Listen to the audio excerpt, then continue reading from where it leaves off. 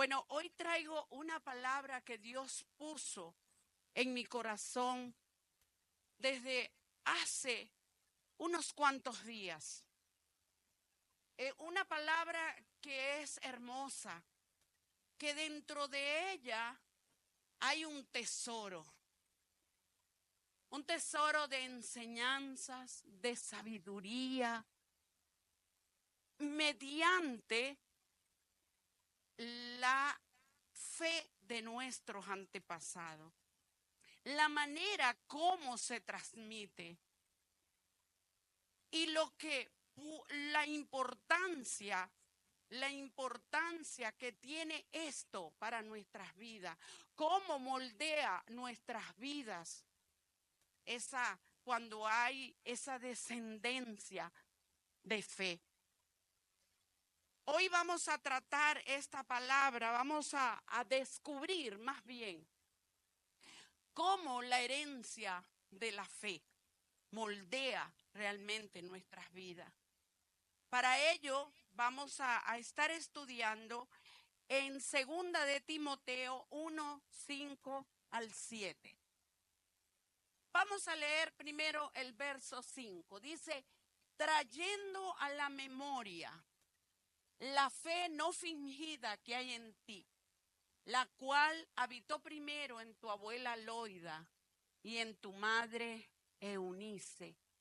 Y estoy seguro que en ti también. Diga, ayayay, mamá, ayayay, abuela.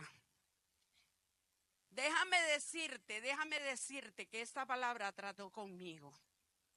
Trató conmigo. Mire, cuando nosotros traemos una palabra a este lugar, crea que ya Dios ha tratado con nosotros. Yo soy una abuela consentidora, pero soy celosa de las cosas de Dios. Ahí sí, la verdad. Pero quizás no estaba haciendo el trabajo como debía ser. Y a este tema le he titulado, miren qué bonito, descendencia sellada con fe y valentía. Dígalo. Descendencia sellada con fe y valentía. Miren, descendencia sellada. Quiero hablar un poquito, desglosar eso, porque me hizo ruido eso. Me costó. No conseguía ese título. Pues de colocarle porque voy a tratar dos puntos importantes en esta noche.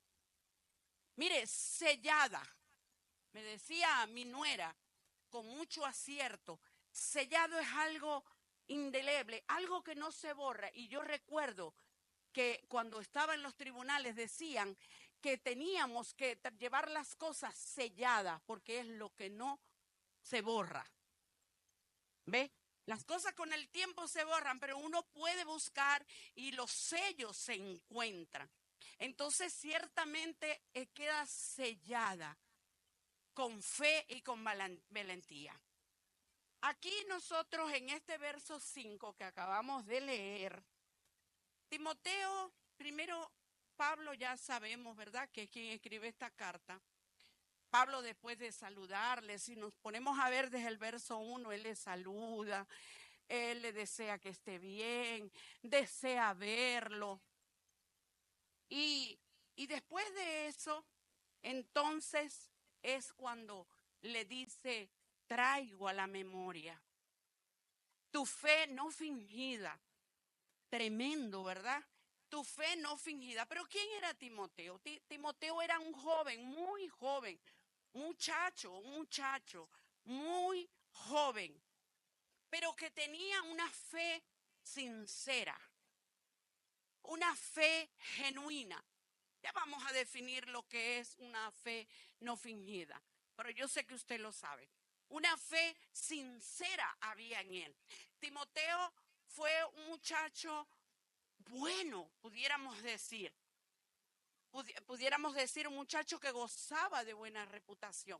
Pero con respecto a la fe, nos vamos a lo que dice, para que veamos la importancia, porque él le dice que una fe fingida, pero que habitó primero, ¿con quién?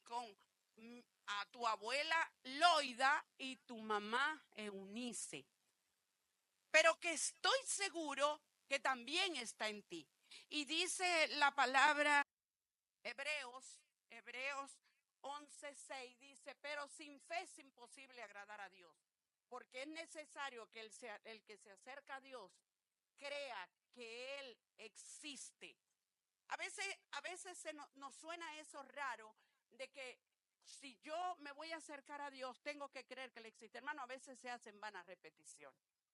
Y a veces se ora y realmente no se está creyendo que Él está.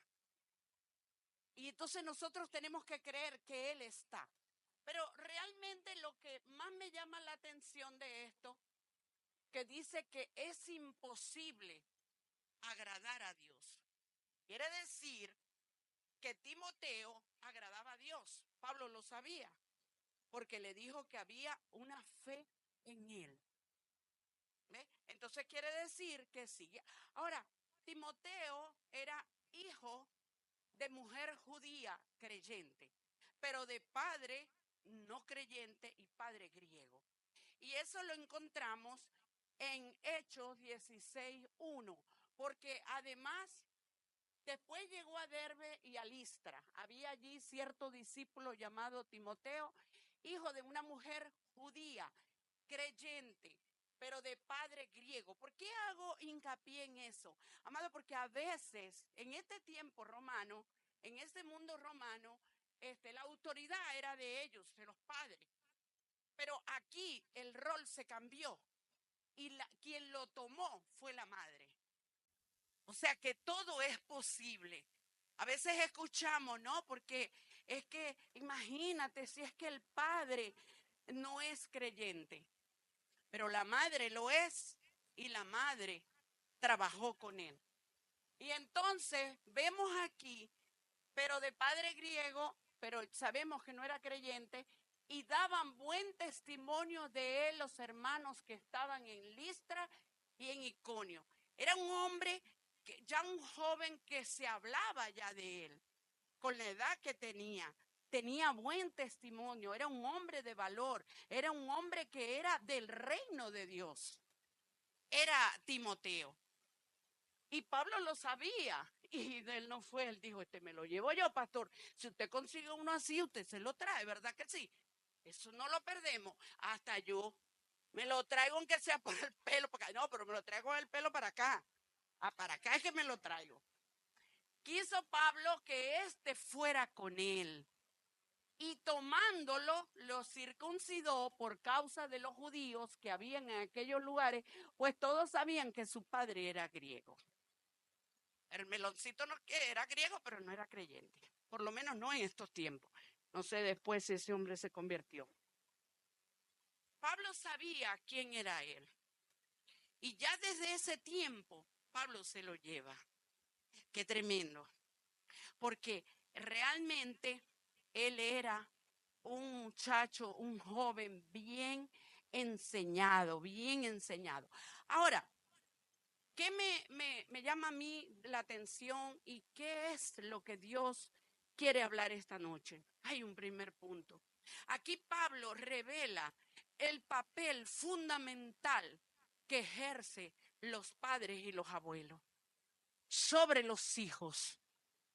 Porque a muy temprana edad, dice la palabra, y me quiero ir, perdonen, pero quiero hablar con fundamento, lo que dice segunda de Timoteo 3:15, mi hermanito Ale que está ahí, y que desde la niñez ha sabido las sagradas escrituras, desde la niñez, las cuales te pueden hacer sabio para la salvación por la fe que es en Cristo Jesús.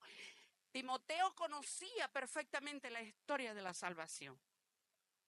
Timoteo conocía las escrituras.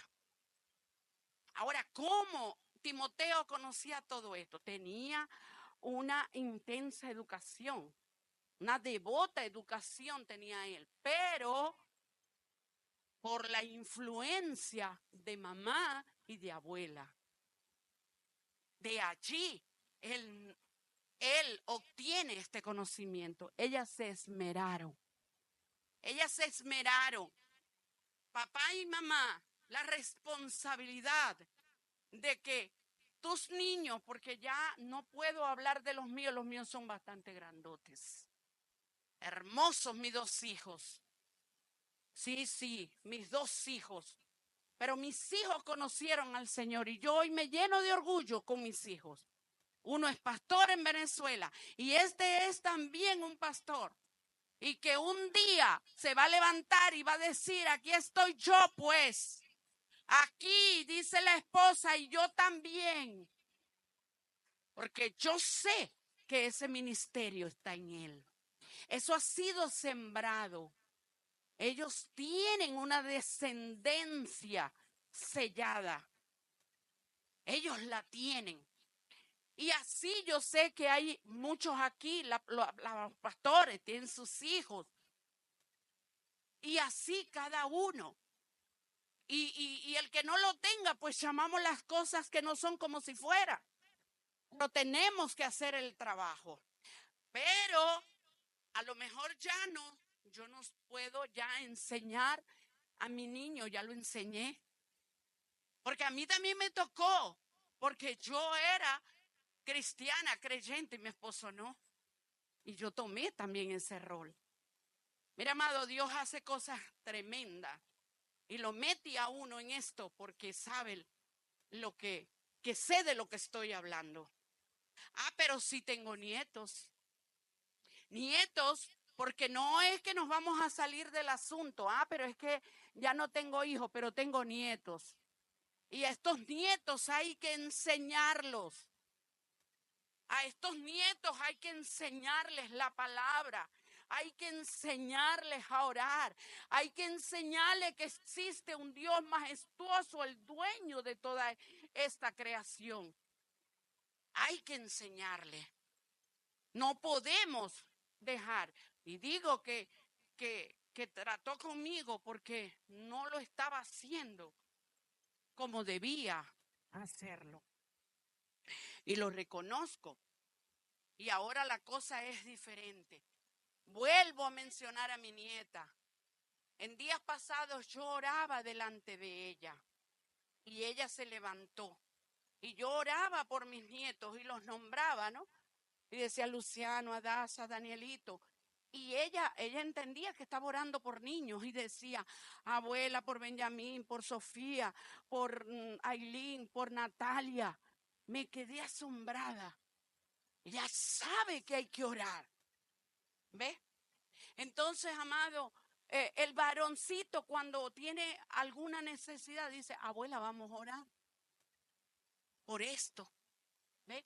Claro, ellos corren, ellos brincan, ellos saltan, amado, porque el asunto, los niños hay que enseñarles que ellos tienen que venir a congregarse.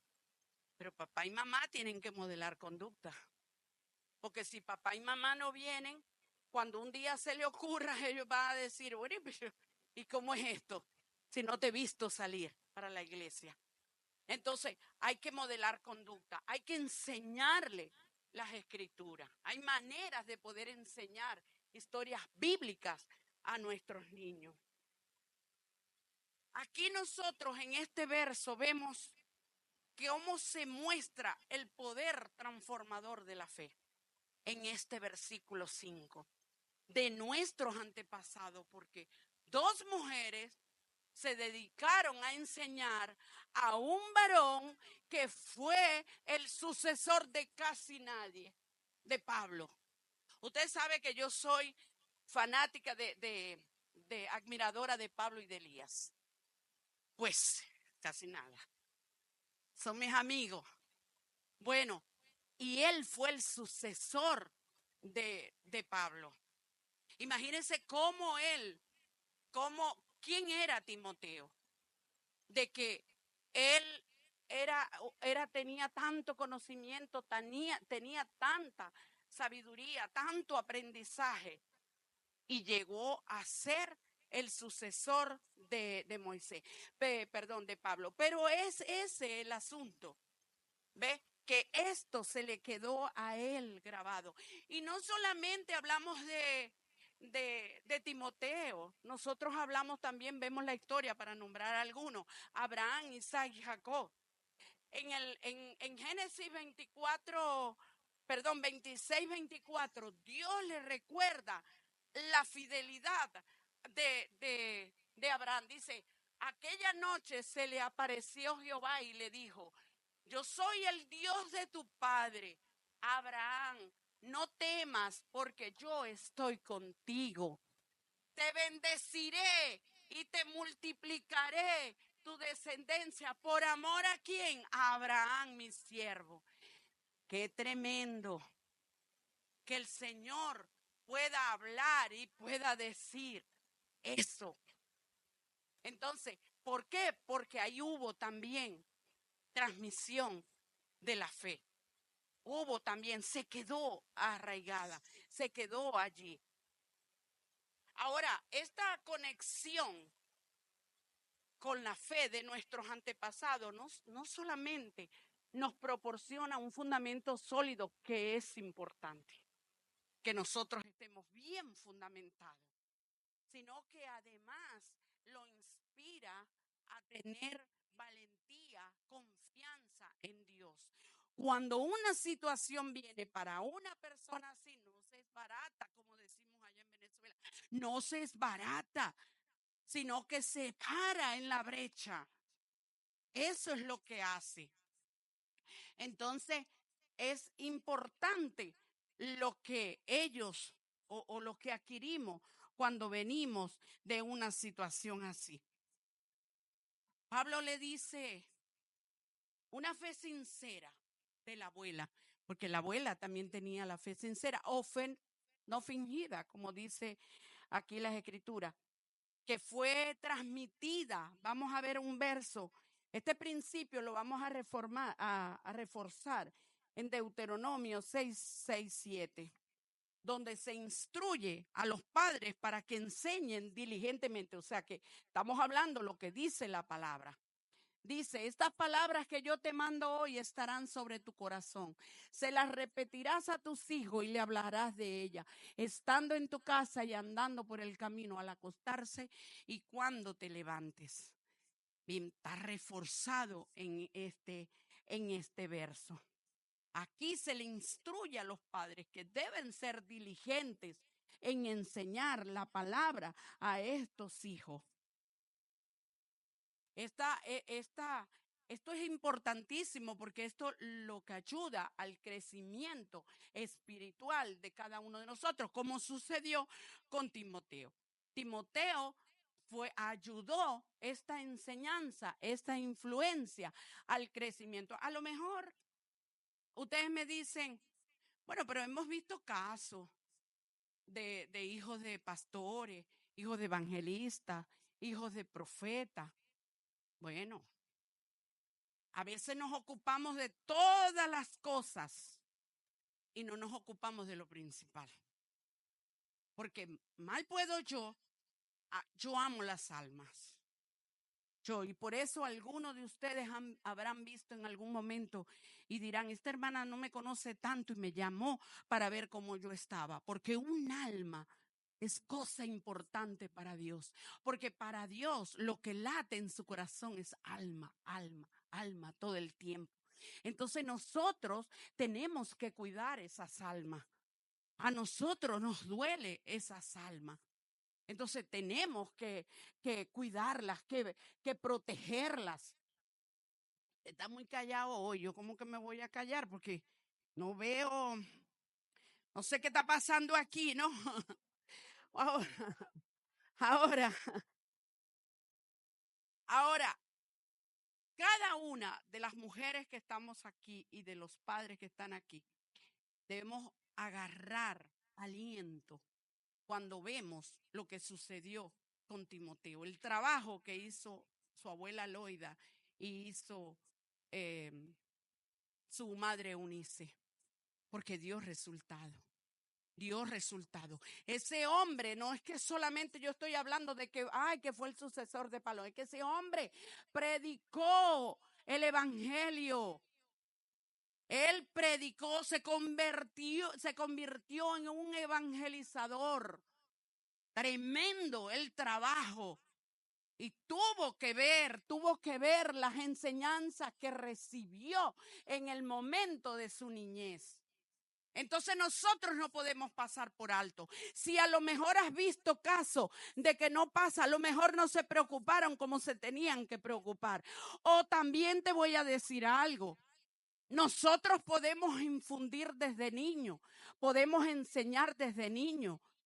Pero cuando ya ellos son grandes, tienen una cierta edad, les corresponde entonces a ellos tener la relación que tenía mamá con Dios.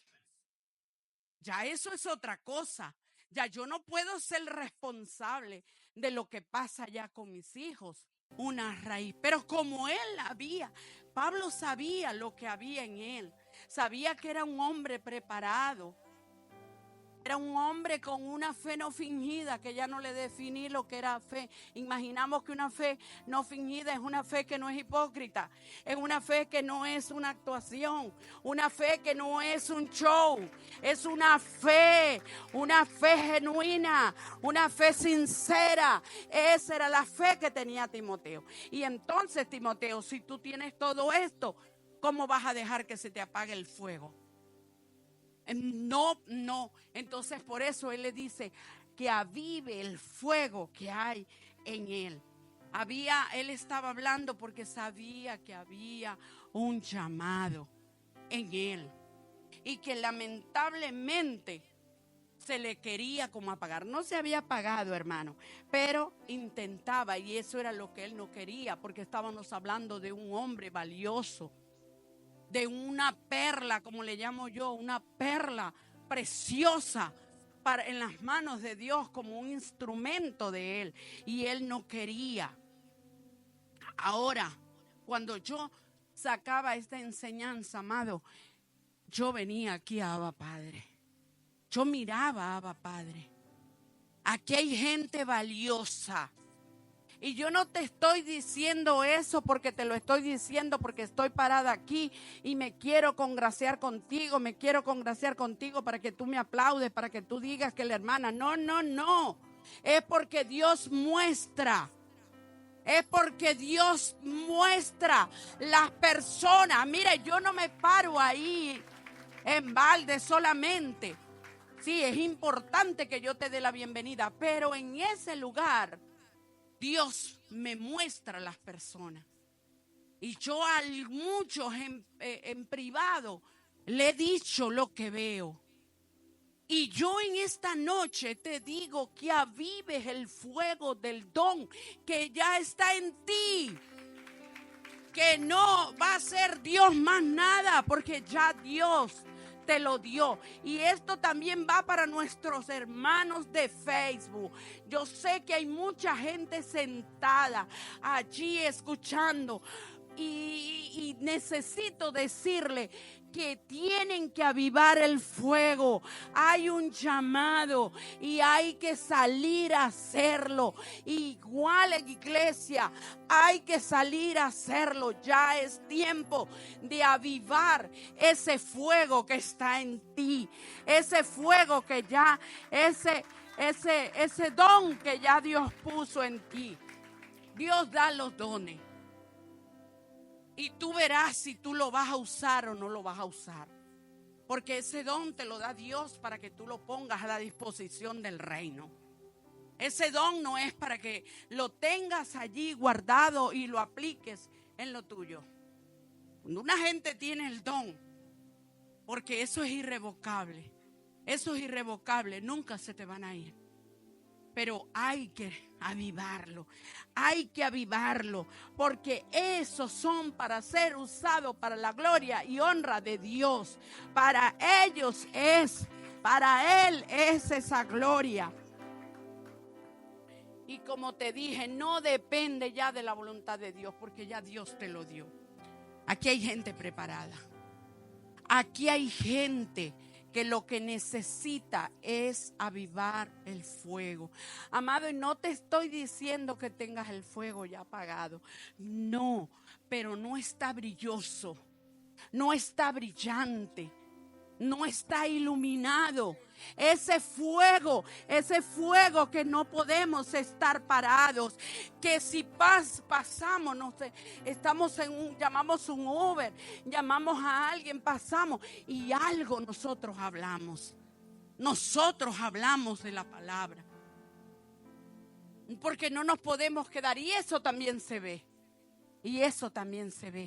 Llegas contento, llegas alegre. Dios te bendiga, Dios te bendice, porque estás avivado.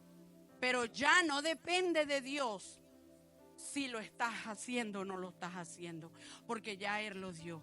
Y dice Pablo, por la imposición de mis manos, no fue, los dones los da el Espíritu Santo. Pero Dios usó a Pablo porque Pablo ya sabía lo que había en Timoteo. Así puede pasar aquí. Aquí el pastor puede imponer las manos, porque el pastor, estoy seguro que por discernimiento sabe que hay. Tal vez no el tipo de don que hay, pero sí el que lo tiene. Y él puede imponer las manos, o la pastora.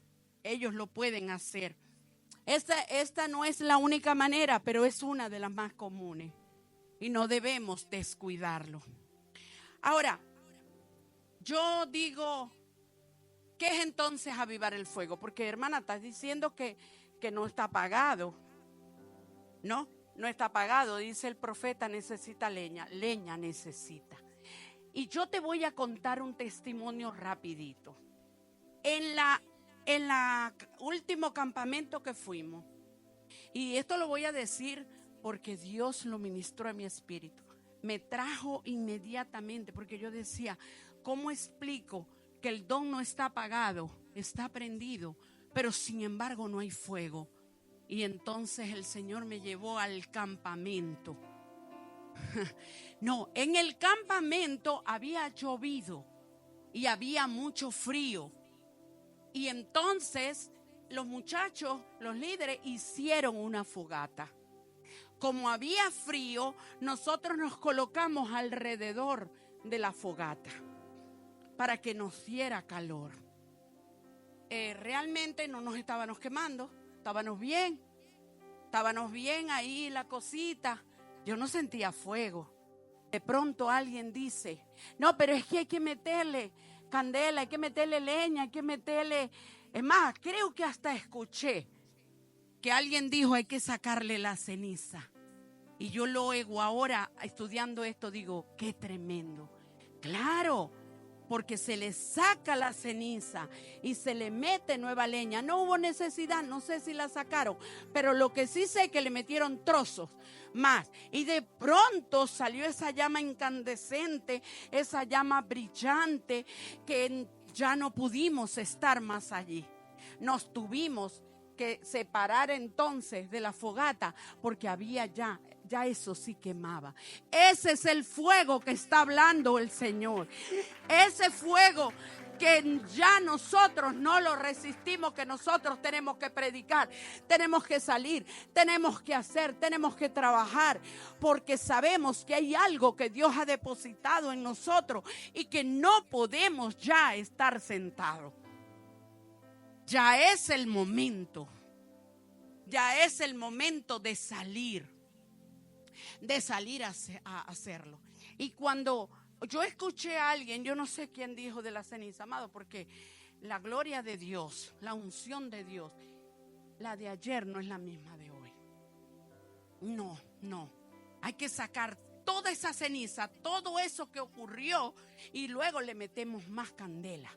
Le metemos más, porque la gloria de hoy no es la misma. El domingo tuvimos un servicio precioso. Yo me sentí contenta. Pero hoy tuvimos otro servicio precioso. Y pareciera que cada día es más. Es más. Porque lo que recibimos allá, ya lo recibimos el domingo. Ahora venimos a recibir hoy. Y volvemos el domingo de nuevo a recibir. Se saca esa ceniza, se mete la nueva leña, se mete, se atiza, se le mueve para que salga eso. Aquí hay gente que yo sé que Dios la está moviendo para que comience entonces a trabajar, para que se ponga a hacer. Mire, amado, hay cosas que Dios quiere hacer en nosotros, pero que verdaderamente nosotros no nos dejamos. Pero hay mucho que Dios quiere hacer en nosotros. Así como Timoteo, yo te animo hoy, yo te incentivo hoy, como lo hizo Pablo con Timoteo. Timoteo necesitaba un incentivo. Como dije antes, él tendría que tener una raíz de timidez. Él tenía que tener algo que ya Pablo lo había detectado. Y le dijo, no te puedes quedar así. Tú tienes que avivarte, porque ya está en ti. Lo más importante ya está en ti, que es la fe. Es la fe. Él conoció todo. Él conocía los mandamientos de Dios desde temprana edad. Ahora, ¿qué tenemos que hacer nosotros para avivar ese fuego? Bueno, primero hay que entender que si llega el temor a nuestras vidas, pues hay que echarlo fuera. Porque sencillamente eso no es lo que Dios nos ha dado. Amado, el miedo siempre se va a hacer presente. Siempre hay. Yo lo definía como un miedo escénico, que es ese miedo que nosotros a veces tenemos, pero que tenemos que dominarlo. Y desde que conozco la palabra, entiendo que yo hablaba de ese miedo escénico que tenía que controlarlo. Bueno, pero es que Él dice que Él no nos ha dado espíritu de cobardía, sino de poder, de amor y de dominio propio. Entonces, ¿qué quiere decir? ¿Qué es lo primero que yo tengo que entender? Que no me lo dio Dios.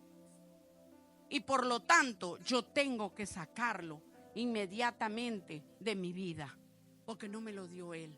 Él me dio a mí, es un espíritu de valentía. Dice la palabra de poder y de amor, pero dice la palabra que los valientes son los que arrebatan el reino de Dios. Así que eso nosotros tenemos que saberlo. Dice que nos ha dado poder, amado, poder. El poder no es para que tú controles al mundo, ni para que yo controle al mundo. Ay, que tengo aquí estos trabajadores, tengo estos, Jairo, vamos a controlar aquí este grupo aquí, vamos a ver. No. Como dije antes, eso está a la disposición del pueblo de Dios y de un mundo necesitado. Eso es lo que quiere Dios que nosotros hagamos. Ese poder va de la mano con el amor. ¿Cómo se mide ese poder y ese amor? En cuanto tú eres capaz de servir, de amar a tu prójimo. Allí se mide esas dos palabras, de poder y de amor. Él dice que Él nos ha dado dominio propio. Esto nos da la idea que es una mente en calma, que es un autocontrol, pero de lo que nosotros vamos. ¿Cuántas veces de pronto, mira, cuando nosotros estamos parados, a veces nos toca predicarle a una persona, predicarle a varias personas, y nos entra de pronto el temor. Pero cuando yo me acuerdo de que Él me ha dado a mí espíritu de poder y de amor, yo lo hago. ¿Sabe por qué lo hago? Porque yo sé que Él me va a respaldar, porque yo estoy trabajando en su obra. Y eso es algo de lo que tenemos que entender, que Dios nos respalda. Dios siempre te va a respaldar a ti y a mí, nos va a respaldar. Una vez yo fui a un hospital. Usted perdone, mi amado, pero es que yo tengo esas vivencias. Y cuando digo esto, lo digo con propiedad porque me ocurrió. Yo fui a un hospital en mi país. Y el hospital de allá no es como el hospital de aquí, que tú estás solo en una habitación. No, tú no, porque tú estás sano en el nombre de Jesús. ¿Qué enfermedad? ¿Qué vas a hacer en un hospital? Nada, a predicar nada más. Bueno, solamente yo que estuve ahí unos días y estaba en un cuarto solita. Yo ahí, solita. Solita ahí yo estaba. Pero entonces allá en Venezuela era un salón y eran muchísimas camas. Y a mí me dijo un familiar que fuera a orar por una chica que también era de la familia, era de la familia de mi esposo, de mis hijos, y ella acababa de tener un bebé y había quedado con una hemorragia, con un flujo de sangre.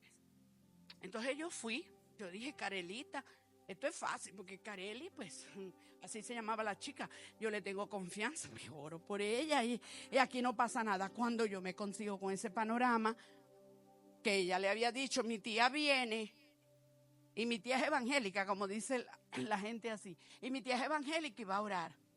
Y cuando yo llego, ella me dice, tía, todas ellas tienen problemas, tienen fiebre, tienen, ay santo, qué cosa esta, me dio miedo. Me dio temor, porque yo dije, Dios mío, y si yo oro y no pasa nada, ay Diosito, porque eso le da a uno le da, Dios mío, y si no pasa nada, dígame el que va a orar por uno y después cuando sale se muere. Dios mío, eso es fuerte. Y ahora es que yo entendí que a veces Dios nos manda, pero se va a morir, pero quiere que se lo entreguemos a su reino, pero eso es fuerte. Entonces imagínense, me dio temor. Pero la responsabilidad es más grande. Yo dije, Dios, yo no me puedo ir de aquí, porque yo vine a esto. Y si hay más, pues bueno, tú sabrás, Señor, yo voy a hacer lo que sé hacer. Amado, oré. Y pasa eso, que cuando tú comienzas a orar ya se te fue el miedo, ya se te fue el temor. Si no te quitan el micrófono como ustedes aquí ahorita a mí, yo sigo. A ver. Entonces, realmente, para vigilia, no vamos para vigilia que tenemos tiempo que no hacemos. Entonces, amado, cuando yo terminé, que abrí mis ojos, Dios mío, yo veo que aquellas mujeres lloraban. Y decía una, Dios, yo tenía fiebre. Otra decía, yo también tenía flujo de sangre. Entonces yo entendí que mi boca no se puede callar. Que donde quiera que llegue, yo tengo que dejarme usar. Yo tengo que ser un instrumento de luz donde quiera que yo llego. No te puedes dejar dominar del temor, del miedo. No importa que te digan, y esa loca, ese loco, somos locos, como dice la pastora, por Cristo. Y cada día seremos más locos. Pero nosotros lo seguimos haciendo. No nos ha dado Dios un espíritu de temor, sino que nos los ha dado de poder, de amor y de dominio propio. Y eso es lo que tenemos que creer. No le creamos al enemigo cuando dice que no vas a poder, que te van a rechazar, que tú vas a hablar y no te van a creer. No importa si no te creen o no te creen. A lo mejor ella no te cree o él no te cree en ese momento, pero ¿sabes quién se te está creyendo? El que está, el diablo. Porque ese dice, ese que viene ahí es de autoridad y tengo que correr. Y a lo mejor con todo y tu miedo y se va. Porque él sabe. Entonces nosotros tenemos que hacer esto, hermano. No podemos bajo ningún concepto permitir quedarnos callados nunca. Entonces, concluyo con esto, amado. Concluyo con esto. Hazte un examen y di, yo tengo fe, yo soy una hija de Dios, yo soy un hijo de Dios, yo quiero servirte, Señor. Y verdaderamente tú has puesto algo hermoso en mí. Yo voy a utilizarlo, porque hay un mundo necesitado que está esperando por cada uno de nosotros. Ya es tiempo que nosotros cumplamos con la asignación que Dios nos ha dado. Yo quisiera de verdad que si alguien está en esa condición, que necesita, eso como digo yo, o diría el profeta, un empujoncito, nada más, para que se avive ese fuego. Sal de tu silla y di, sí, aquí estoy yo lo necesito. Porque yo sé, mira, tú sabes, al igual que yo lo sé, los pastores lo saben, el profeta lo sabe, cuál es el don que hay en cada uno de nosotros. Nosotros lo sabemos. Entonces, no vamos a dejar que se apague. Vamos a avivarlo. Vamos a darle. Vamos a hacer lo que Dios quiere que nosotros hagamos. Amado, la venida del Señor está cerquita. Nosotros nos ponemos a ver noticias, nosotros nos ponemos a escuchar y nos damos cuenta que las señales están bien. Se huele, como decía la pastora en días pasados, a que la llegada está cerca. Entonces que no nos agarre desprevenido, que no nos agarre desprevenido. Vamos a hacer, vamos a avivar, vamos a hacer, tenemos la fe, le creemos a Dios, sabemos que Él existe, sabemos que el trabajo que tenemos que hacer, sabemos, y preocúpate por enseñar a los tuyos. Porque te voy a decir algo, de nada nosotros hacemos si ganamos las almas de afuera y se nos quedan los de adentro. Nosotros tenemos que trabajar con los de adentro. Y luego vamos a trabajar, porque es necesario ganar a nosotros.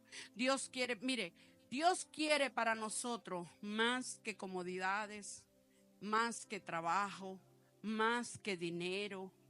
Y no es malo, no es malo que nosotros tengamos todas las comodidades, tengamos un buen trabajo, ganemos bien, no es malo.